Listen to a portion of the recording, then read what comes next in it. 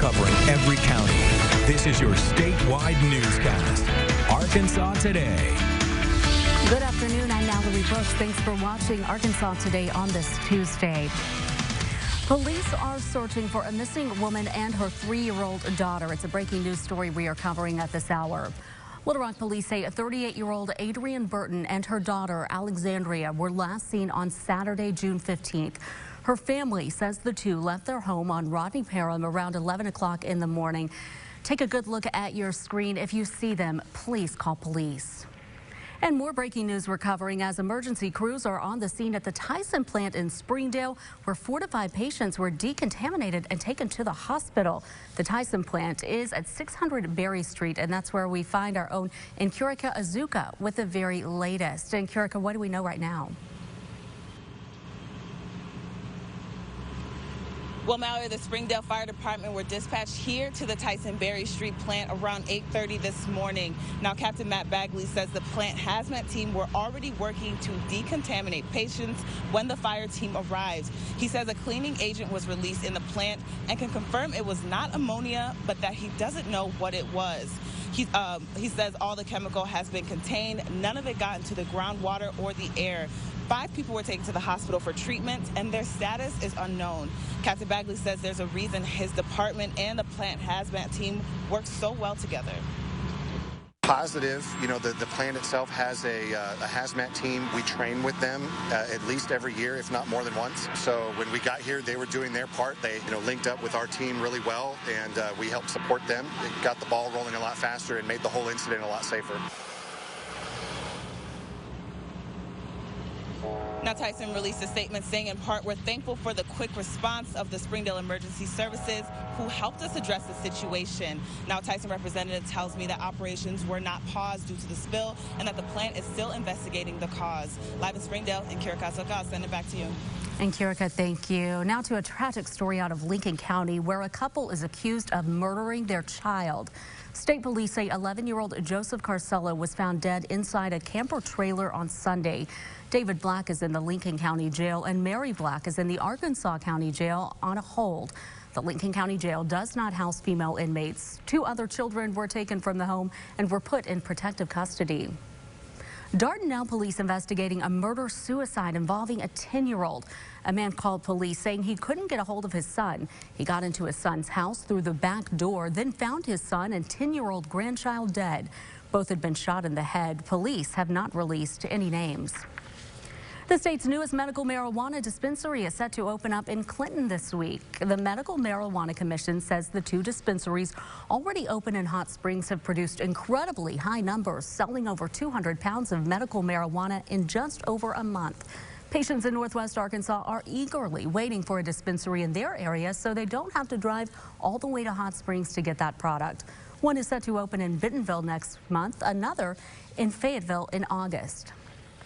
As tensions escalate between the United States and Iran, the Pentagon announces 1,000 more U.S. troops are being sent to the Middle East on top of an extra 1,500 announced just weeks ago. Iran vowed it won't wage war, but threatening to ramp up its nuclear production. But the U.S. released new evidence of elite Iranian troops at work. NBC's Bill Neely reports. The U.S. is building its case that Iran attacked 2 ships in the Gulf last week with new photographs. The U.S. says these Iranian troops are removing an unexploded mine from the side of a Japanese tanker. Pieces of the mine still attached by magnets.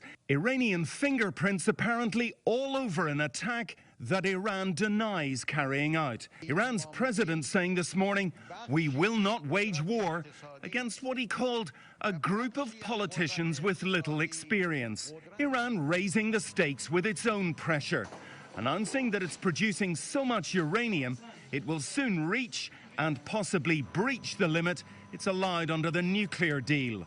We are not removing the commitment. It says it's not yet breaking the deal President Trump walked away from, but it's threatening to increase the quantity and quality of the nuclear fuel it makes. President Trump tweeting a single apparent headline: Iran to defy uranium stockpile limits. So within the last few days, we have a military build-up, we have attacks on tankers, and we have another nuclear threat from Iran. And the problem is there is no sign of a way out of this crisis. No talks likely, no climb down likely at the moment from either side. Bill Neely, NBC News, Doha, Qatar. Bill, thank you. Tens of thousands expected to gather in Orlando, Florida today as the president officially enters the 2020 presidential race. President Trump set to formally launch his 2020 bid for another 4 years in the Oval Office Tuesday night at a re-election rally in Orlando's Amway Center. Supporters started lining up early Monday morning, and by evening they were camping out in the pouring rain, hoping to get one of the 20,000 seats inside. Florida's obviously an important swing state, but this being the second home to the president made this choice very obvious and special. Like she said, Florida is a long-standing battleground state, and both parties are preparing to fight for votes, as recent polls show former Vice President Joe Biden not only leading the very crowded pack of Democratic candidates, but also in general election polls. The Democrats are set to hold their first primary debate in Miami next week. Back here at home, after 19 years of not increasing fire dues, the Benton County Volunteer Fire Department is requesting a special election to increase them.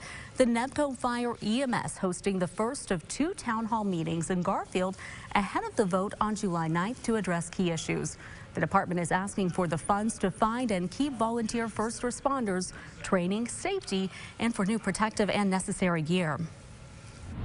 Equipment and stuff, of course, is getting to the point of needing replaced, and we're looking to try to put on a couple of full-time positions to help our response rate and quicker response, of course, and